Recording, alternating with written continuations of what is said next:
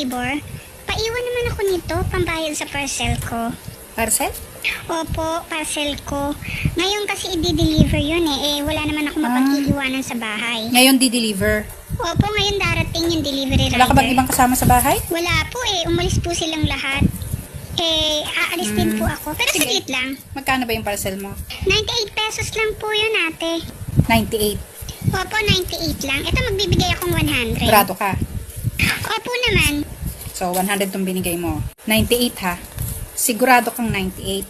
Hindi yun 980. Hindi yun 9,800. At lalong-lalong hindi 98,000. Grabe ka naman, ate. Hindi po. 98 pesos lang talaga. Hindi, naninigurado lang ako.